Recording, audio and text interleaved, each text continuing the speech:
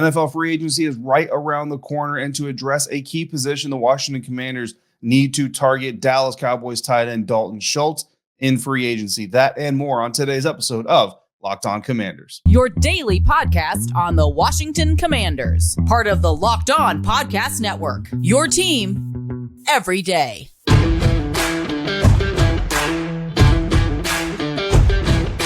What's up, Commanders fans? Welcome to the Locked On Commanders podcast, part of the Locked On Podcast Network, your team every day.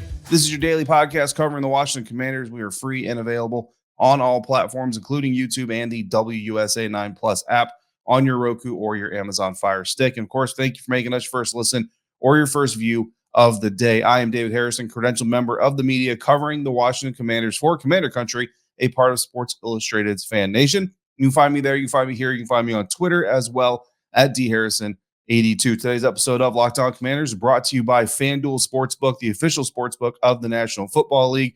Make every moment more. Visit FanDuel.com/LockedOn today to get started. Let's get this episode started. We're going to talk about some Commanders news developments over the last 24 to 48 hours or so, but today's biggest focus is on the free agent picture ahead, and we're going to start that conversation with the tight end position because Washington needs to look inside the division at Dallas Cowboys tight end Dalton Schultz for their tight end solution if they don't want to invest premium draft capital in the tight end group in April. So we did a kind of a deep dive look at the tight end position in this NFL draft class. I've been on record as saying I think this is the best tight end group in the NFL draft in a very, very long time. I've seen some other draft evaluators who say that this might be the best class of tight ends to ever enter the NFL in one large group, holistically from top to bottom, all of those things. And in my opinion, I don't think if you're the Washington Commanders, you can leave this draft cycle without grabbing one of those guys. You want to dip into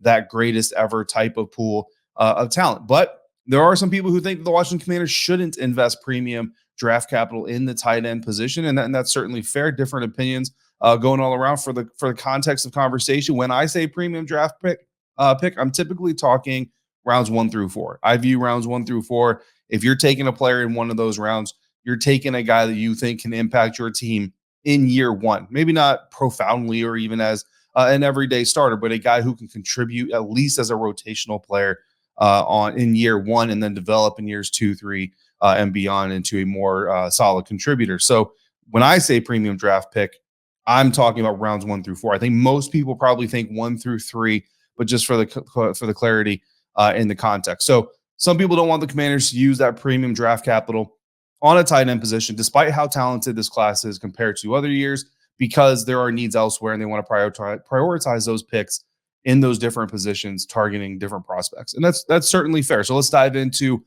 that conversation. So if the team doesn't draft a tight end in the first 4 rounds of the NFL draft, or if they don't want to, right, going into it, then who are the tight ends that they should be targeting here in free agency in order to keep themselves from being in that position? And look, Martin Mayhew and Ron Rivera have both said multiple times that the idea is to enter draft weekend with maximum flexibility. So if you want maximum flexibility entering the NFL draft, then you need to address some of these needs in free agency anyway, right? So even if you sign a tight end, doesn't necessarily mean you don't take. I mean, if a guy like Dalton Kincaid, my number 1 tight end, say he's Washington's number 1 tight end, somehow he's there in round 3, just like Sam Howell. I tried to get Martin Mayhew at the NFL Scouting Combine to come out and tell me where their grade for Sam Howell was. He didn't bite. Didn't expect him to, but I had to take the shot. I think he understood that. Again, my belief is that they had a round 2 grade on him.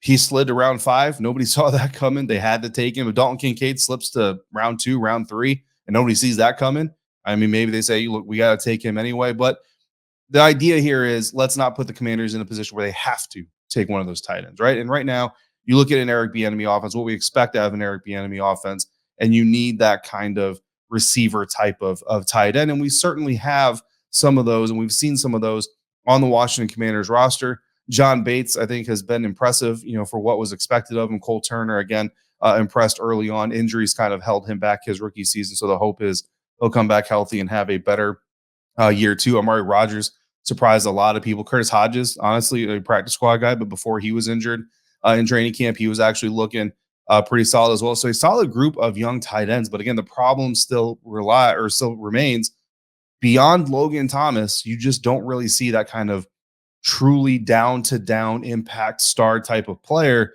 And even Logan Thomas, those injuries, they're looking like they're starting to catch up.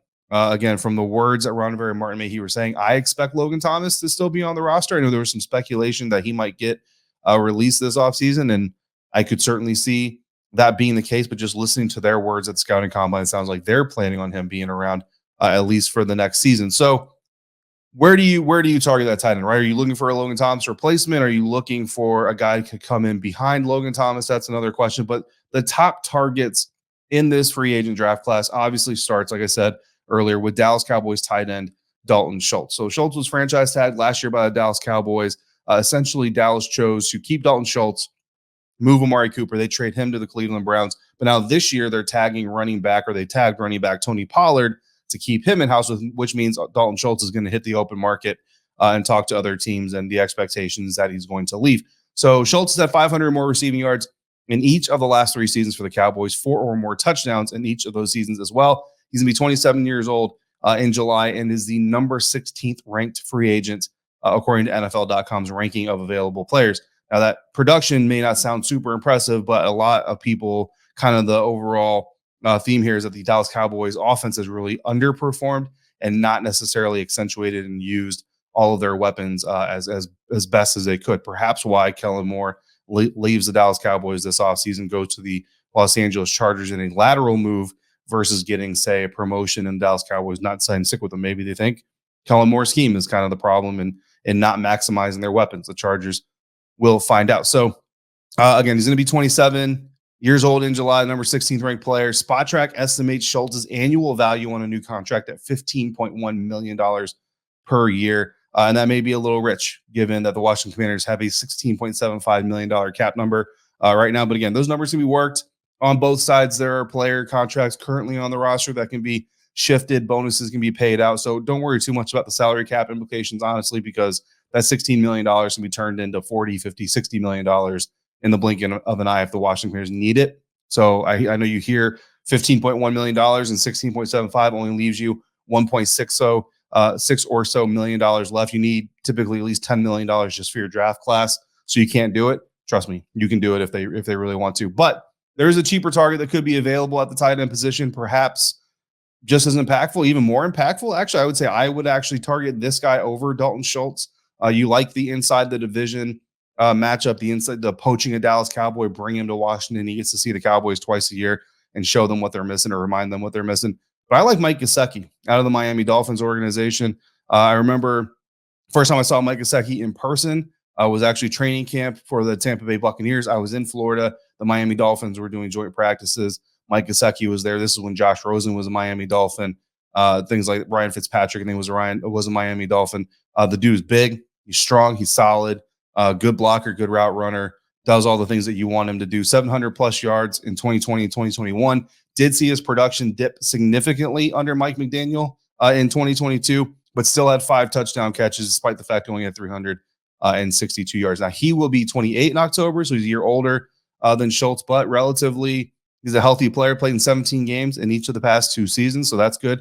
Spotrac puts his number at $8.2 million, so you're talking $7 million difference there between the two, and I think you're going to get close to, if not equal value, as far as production is out of Gesicki than you will Schultz. So that's actually my top guy, but NFL.com's top guy, Dalton Schultz. So let me know what you think about either of these guys. I do think that either of these guys comes in, probably becomes the primary tight end. Logan Thomas becomes the kind of the second guy. Still a veteran leader, obviously, in the locker room. Who knows? Maybe signing one of these guys actually sparks them to release Logan Thomas. That would be unfortunate. But signing a tight end in free agency could keep Washington from needing to invest premium draft capital in that group. But there are some other free agents available at positions who could do the same as well. So we'll take a look at 3 of those guys next on today's episode of Locked On Commanders, part of the Locked On Podcast Network, your team every day. In today's episode of Locked On Commanders is brought to you by FanDuel. The midway point of the NBA season has come and gone. The Washington Wizards are trying to cling to that play-in spot, guys. They're doing their best, not winning as much as we would like to see them winning these days. But now is the perfect time for you to download FanDuel, America's #1 sportsbook, because new customers, you get a first bet, a no-sweat first bet, up to $1,000. So you want to get aggressive. If it doesn't work out, you get those bets back in the form of bonus bets if that bet doesn't win. Just download the FanDuel Sportsbook app. It's safe, it's secure, and super easy to use. Then you can bet on everything from the money line to point scorers and even threes drained if you want. Prior to the Washington Wizards loss to the Atlanta Hawks on Wednesday night, I wrote a betting piece for Inside the Wizards where I took Washington +3, and we hit on that. They lost by 2. They still lost. That's still not good for the Wizards. But if you took them +3, you actually came away a winner. FanDuel even lets you combine your bets for a chance at a bigger payout with a same-game parlay, one of my favorite features on the app. So don't miss the chance to get your no-sweat first bet up to $1,000 in bonus bets when you go to FanDuel.com/lockedon. That's FanDuel.com/lockedon to learn more. Make every moment more with FanDuel, an official sports betting partner of the NBA.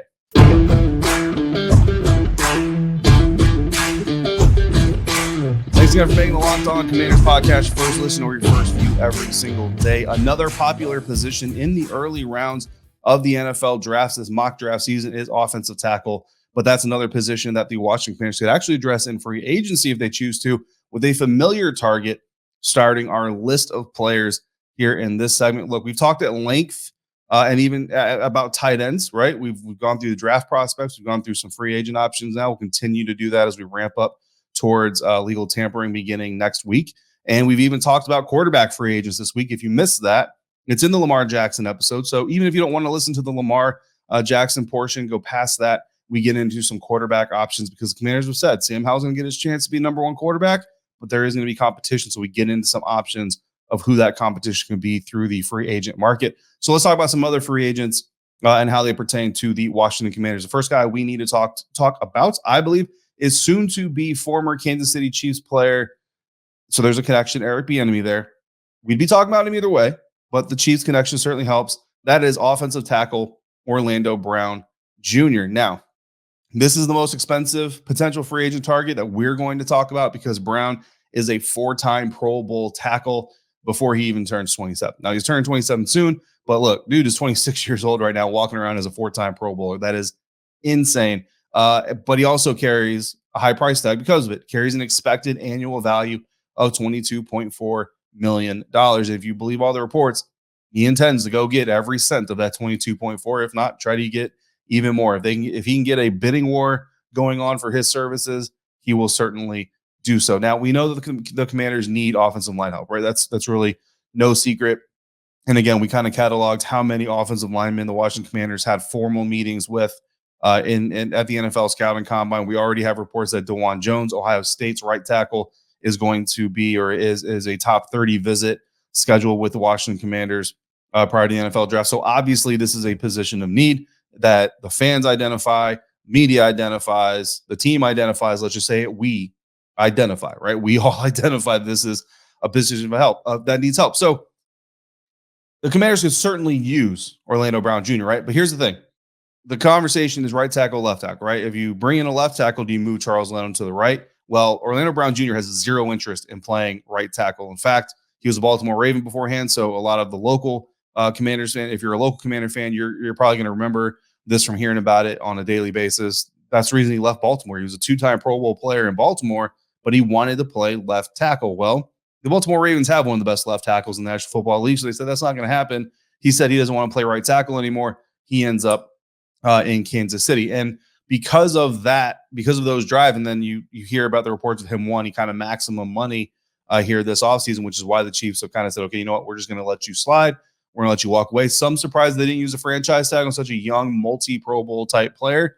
But again, kind of the way that he's approached, or at least the way it's been reported to the public and to the media who's not inside the circles in Baltimore and Kansas City, of how he's kind of dealt with what he wants versus what the team is doing, has led to some character concerns. There are some people who kind of view Orlando Brown Jr. as being a more of a selfish type of player. But here's the advantage that Washington has. Eric Bieniemy knows him. Eric Bieniemy has worked closely with him ever since he got to Kansas City. Eric Bieniemy has been his offensive coordinator. So if Eric Bieniemy tells Martin Mayhew, tells Ron Rivera, I can make this work, this is not a problem. If he vouches for him, essentially, who am I to sit here and poo-poo the deal? So if we hear about the Washington Commanders pursuing Orlando Brown, yes, some people, he forces his way out of Baltimore. The word on the street is that he wants too much money to stay in Kansas City, thinks he's too valuable to the Super Bowl team, whatever it is. Look, we all know sometimes those types of things can be really unfair to the player. So again, if Eric Bieniemy vouches for him, and I can't imagine Ron Rivera, Martin Mayhew go to Eric Bieniemy and say, "Hey, we want to talk to Orlando Brown Jr." And Eric Bieniemy says, "No, don't talk to Orlando Brown Jr." And then they say, well, we're going to do it anyway. So again, if Orlando Brown Jr. comes in, even for a conversation, I have to believe it's got EB's stamp of approval. And if he approves of it, having worked with him directly, then certainly I think we can all get on board as well. Now, a less expensive option to address the offensive tackle position, not a left tackle, but a right tackle, would be soon to be former Atlanta Falcons right tackle, Kaleb McGary.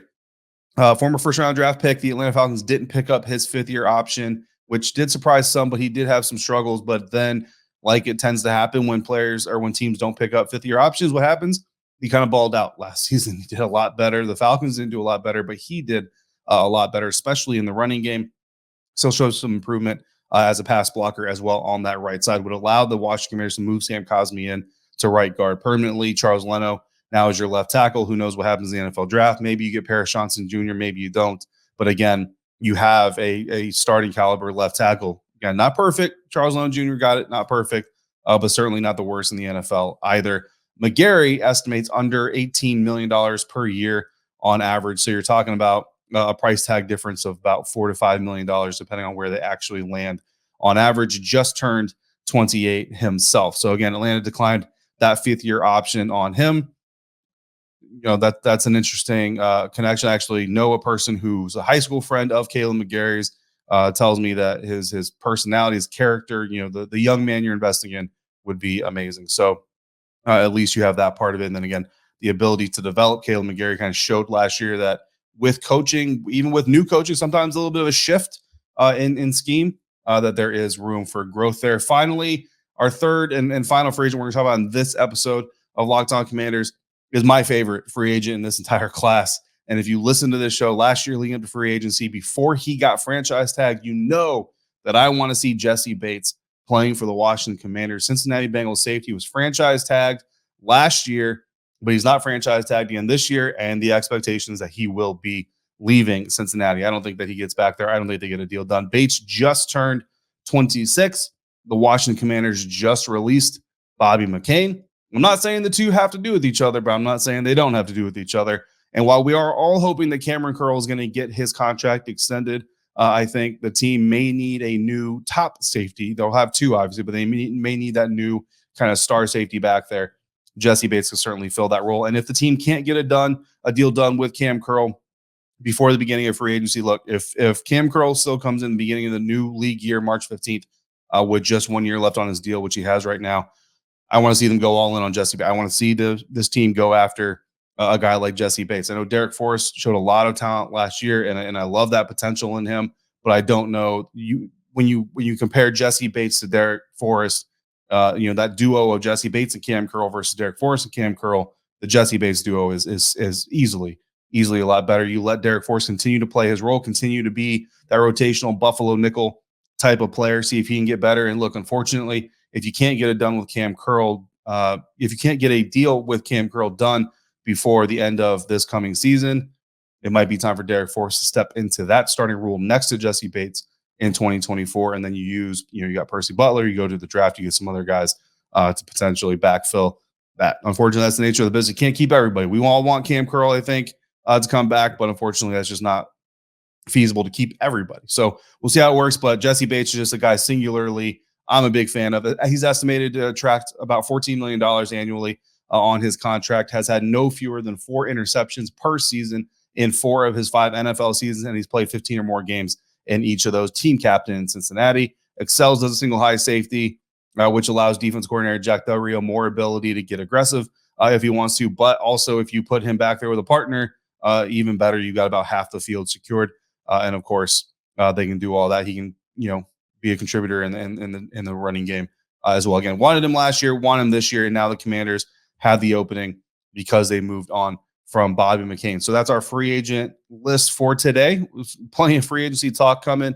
Legal tampering starts next week on the 13th at noon. So we will have our eyes and ears peeled for all of the breaking news there. Speaking of breaking news, there are some Commanders developments.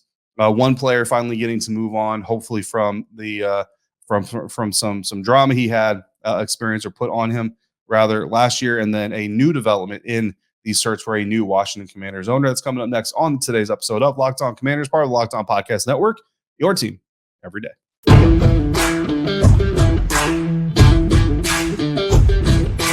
Wrapping up this episode of Locked On Commanders with some Commanders news.